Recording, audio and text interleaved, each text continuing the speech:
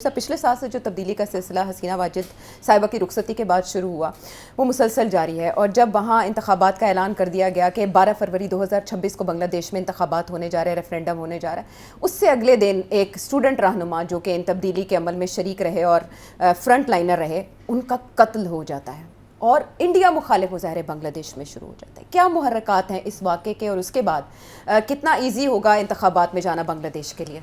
देखिए, इंतखाब तो होंगे, ऐसी कोई बात नहीं है। इंडिया की पूरी कोशिश है कि डिरेल किया जाए, डिस्टेबलाइज़ किया जाए बांग्लादेश को, और इस किस्म की जो हादसे हैं ये होंगे। और मगर बांग्लादेश के अंदर जो मूड है आवाम का, स्पेशली यंग स्टूडेंट्स का, वो इट्स वेरी एंटी इंडिया। अच्छा, अब सिचुएशन ये है कि इंडिया के अंदर भी बातें शुरू हो गई हैं कि बांग्लादेश हमारे हाथ से निकल गया है, पाकिस्तान, चाइना, बांग्लादेश का एक नेक्सस बन रहा है, एक ट्रायंगल बन रहा है, this will threaten India. Pakistan के साथ तो हमने अभी बदला लेना है, चाइना के साथ हमने अपने आप को तकड़ा करके डिफेंस करना है। बांग्लादेश को तो सबक सिखाया जाए कि ये ना हो कि ये भी हिस्सा बन जाए। तो पुराने ज़माने में ये इल्ज़ाम लगता था कि बांग्लादेश के बॉर्डर के ज़रिए पाकिस्तान की जिहादी जो है वो इन्फिल्ट्रेट कर रहे थे इंडिया में। ये झूठा इल्ज़ाम था, मगर इल्ज़ाम ये लगता था। ठीक, यहाँ से border cross LOC to Kashmir, उधर से बांग्लादेश से। अच्छा, तो अब वो जब फिर हसीना की गवर्नमेंट आई तो वो सब ख़त्म हो गया। Pakistan was persona non grata, India जम गया वहाँ।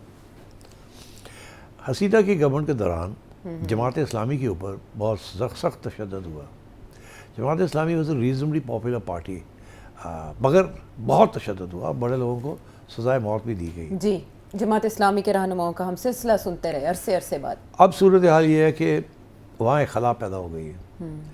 खालदा ज़िया जो है वो बीमार है, she is not able to put up a defence, ventilator पे भी उन्हें डाल दिया गया और वैसे भी उनकी कोई ख़ास पॉपुलैरिटी वहाँ नहीं है। तो अब यहाँ एक अनपॉपुलर फोर्स फारग हो गई है, अवामी लीग, और दूसरी फोर्स है नहीं कोई, एक खला है।